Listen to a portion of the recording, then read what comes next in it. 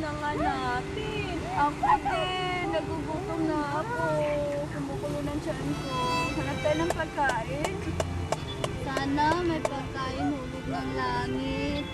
Nakakagutom naman. Diba? Ano, may laman pa yan? Itapol mo na nga yan. Wala na nga. Wag, napipenta yan. Napipera tayo. Sa iulubos na lang. Masura na lang kaya tayo sa ibang dami.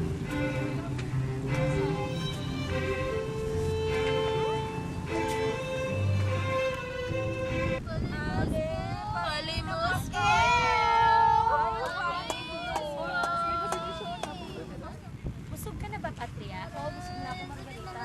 Ipamigay na lang natin to sa mga batang tumuloy. Kawawa naman. Mga bata, gusto niyo ng pagkain? Oo! Ito, oh. Uy, teka lang, dahan-dahan. Dahan-dahan, ha? Alam niyo ba, may magandang storya tungkol sa magkapatid na nagtulungan sila upang puksain ang kasamaan. Gusto niyong marinig ng kwento? Opo!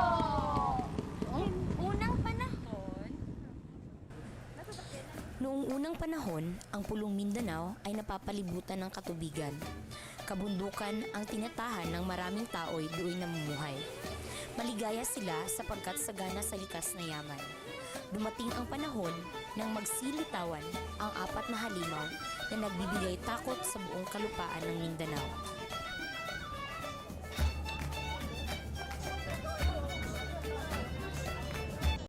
Oh, mga katribo! Umari kayo! Ang dami na bunga ng mangga! Talaga! Kayo! Wow, ang dami nga! Pagdiwang tayo sa masaganang ani! Mahal na prinsesa, ang daming bunga! Ayun siya! Pagdiwang tayo! Bilisan mo! Pagdiwang tayo!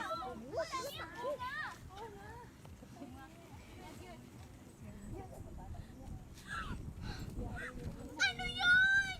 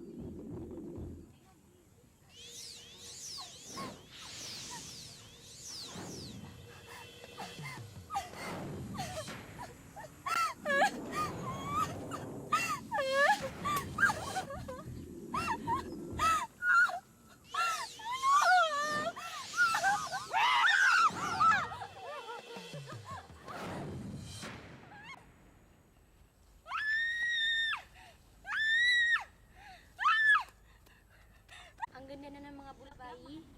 Oo nga, salamat sa pag-aalaga, Amaya. Tila nagmamadali si Marikit. Bahala ba eh! Atira! Madabuhalang ibon doon! Nakakawa ang mga tao! Tumahan ka. Kailangan ito malaman ng raha sa lalo madaling panahon. Kaugnay ang lahat ng bagay ay magkaugnay, magkaugnay ang lahat. Ay, sarirumay, liwan. Ay, sarirumay, liwan. Ay, sarirumay, liwan. Ang lahat ng Pagpaumanin niyo po, mahal na Raha Indarapatra. Ngunit naparito ako upang maghatid sa inyo ng masamang balita. Napag-alaman namin ang ibang bari ay sinasalakan ng iba't ibang halimaw na kumakain ng tao. Sa kabalanan makikita ang halimaw na si Kurita. Samantalang ang halimaw na si Tarabusaw ay makikita sa bundok Matutum. Sa bundok kita naman, makikita ang ang dambuhalang ibon na tinatawag nilang pa. Samantalang sa bundok kita rin naman, makikita ang dambuhalang ibon. Ang dambuhalang ibon na yun ay may 7 ulo. Nakakatakot po, mahal na Raha. Lubos ko kinalulungkot ang pangyayaring yan. Matapos mapakinggan ang balita, ay agad niyang ipinatawag ang kanyang kapatid na si Sulaiman. Mahal na kamahal. Nais kong tawagin mo ang aking kapatid na si Sulaiman. Opo, mga mahalan na susunod. Nais ko po sanang tulungan kayo ng inyong mamarapatin. Nais ko sanang ako mismo ang pumatay sa mga halimaw na nanggugulo sa kabayanan. Magaling kapatid ko. Inaasahan ko ang iyong tulong. Kung gayon, bibigay ko sa iyo ang espadang ito.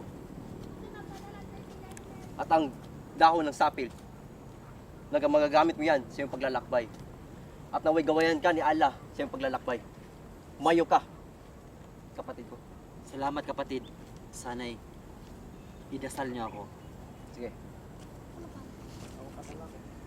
Agad na tinungo ni Sulaiman ang kabalalan.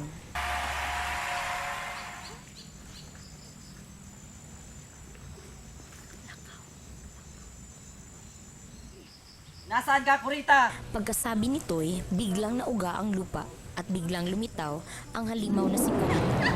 Naglaban silang dalawa, ngunit madali lamang siyang napatay ni Sulaiman. Nandito ako upang puksain ka.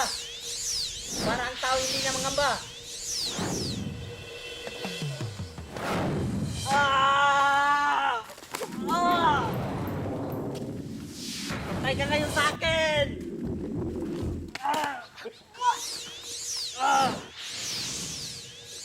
Matapos puksain ni Sulaiman si Kurita, ay agad siyang pumunta sa bundok Matutum upang gapiin ang halimaw na si Tarabusa. Di na malaya ni Sulaiman na nasa likod niya ang halimaw. Ginamit ni Sulaiman ang kanyang espada upang talunin ang halimaw at madali din niyang natalo ito. Paminsalang Tarabusaw, nandito ako upang lupigin kayo. Mapaminsalang halimaw, umanda sa inyong kamatayan.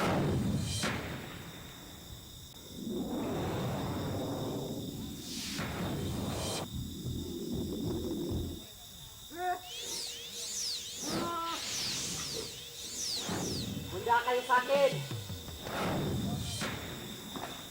Halika kayo dito. Halika kayo dito.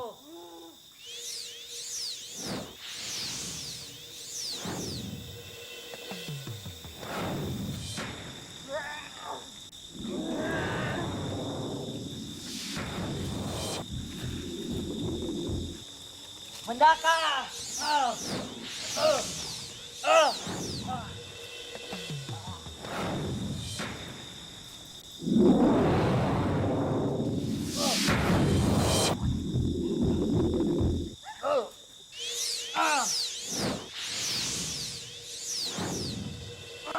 Matapos niyang mapatay ang Tarabusaw, ay agad niyang tinungo ang kabundukan ng Bita upang hanapin ang dambuhalang ibong si Pa. Dumidilim na. Ay. Marami ng mga halimaw na kalat. Si Ibong, si Pa! Nakakamatay ang kanyang tinig!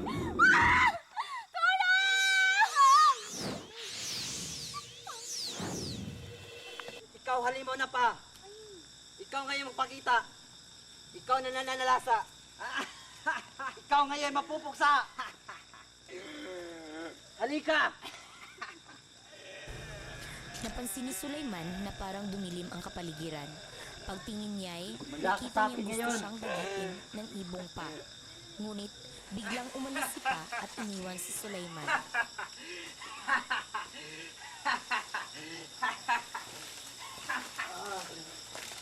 Duwag! Huwag kang tumakas! Halika dito!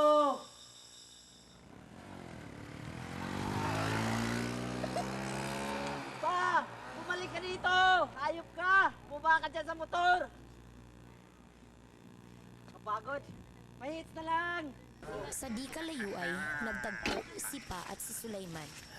At buong lakas niyang tinaga ang pakpak ng halimaw. Ngunit sa kasawiang palad ay nabagsakan si Sulaiman, naghigating pakpak na naging sanhi ng kanyang kamatayan. Ang pangit ng makeup mo!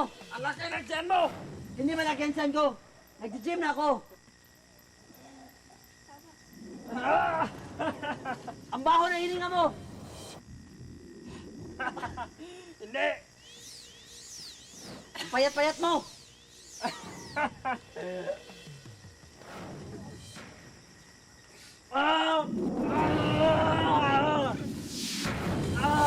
Aray!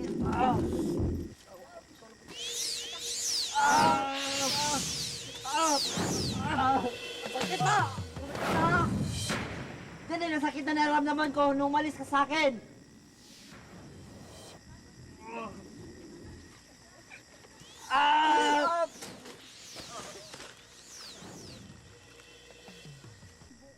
Samantalang sa kaharian ng Mantipuli ay tinitingnan ni Indarapatra ang halamang inilagay niya at napansin niyang nalanta ang halaman na nangangahulugang may nangyaring masama kay Sulaiman. Ang dahon ng saping. Kapatid ko'y namatay na. Kailangan ko siyang hanapin.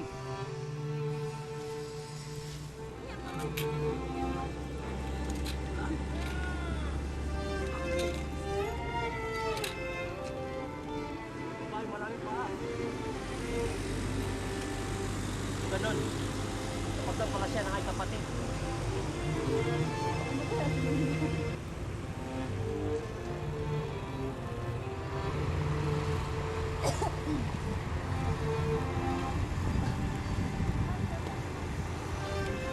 Mga aswang. Ito mga alimo nagugulo sa aming bayan. Sila rin pala ay napaslan ng aking kapatid na si Sulaiman. Magaling.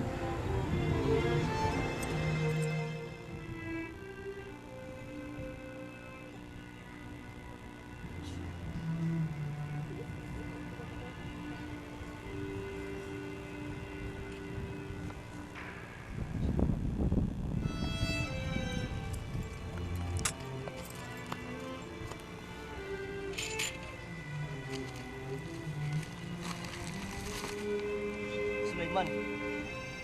Sulaiman. Lubhang nalungkot si Indarapatra sa sinapit ng kanyang kapatid. Ala, Nagdasal siya hiling ko sana mabuhay siya. sa di kalayuan ay nakakita siya ng bangang may lamang tubig. Naisip niya na ito ang kasagutan sa kanyang panalangin. Agad niyang kinuha ang banga at May wagang iniskan tubig ng ito buhay. si Sulaiman. Nagkali kay Ala na ang sinumang bisika nito ay siyang mabubuhay. Tama.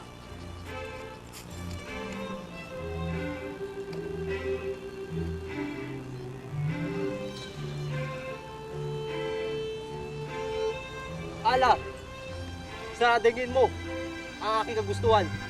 Buhayin mo ang aking kapatid na si Sulaiman.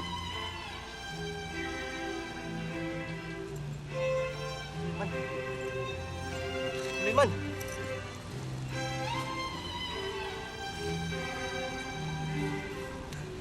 Mabuti at mabuhay ka.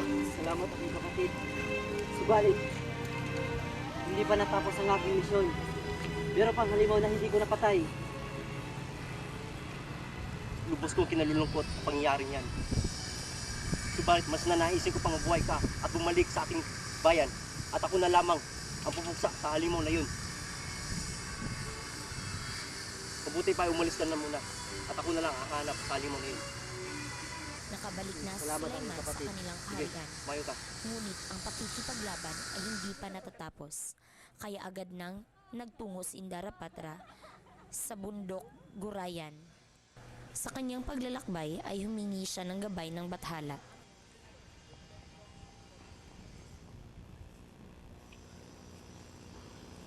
Ako iyong kaabagan. Diyos nakalinis-linisan upang aking matagalan.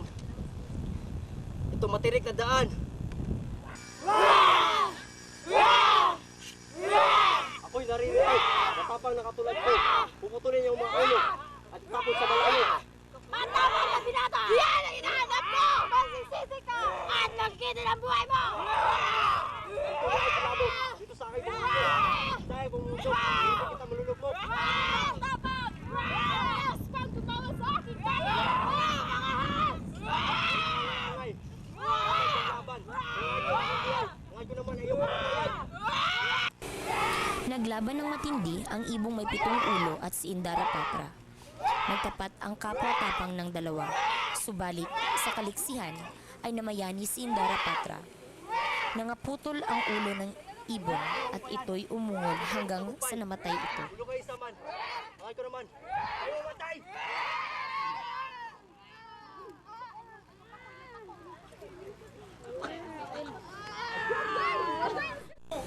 Isang araw, sa kanyang paghahanap,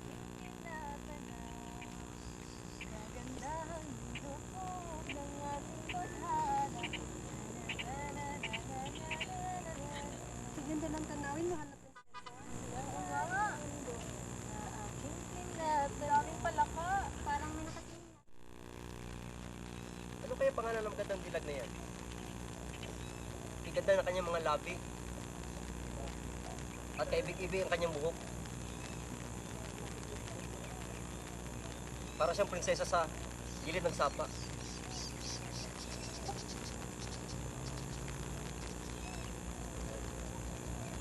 Napakaganda niya talaga.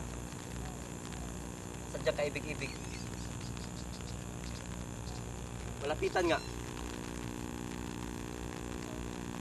Papalapit na siyang hanapin, Prinsesa. Tayo na. Sige.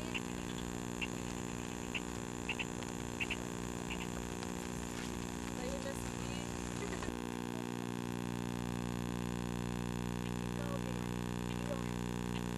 Ba't ka na pa rin? Anong layon iyong tuloy? Ako'y mula pa sa malayong pook. Nakaranas ako ng matinding uhaw, gutom at pagod. Ngayon, ibig kong malaman kung nasaan ang mga taong nakatira sa pook na to. Dahil lahat ng mga halimaw ay natapos na. Binat, ang iyong hinahanap ay nandito na. Sapagkat aming tribo'y buhay na lumanap. Kung ganon, dali mo ako dun upang malaman ko kung nasaan sila. Kami ay namalagi dito. Dito sa malamig na buko.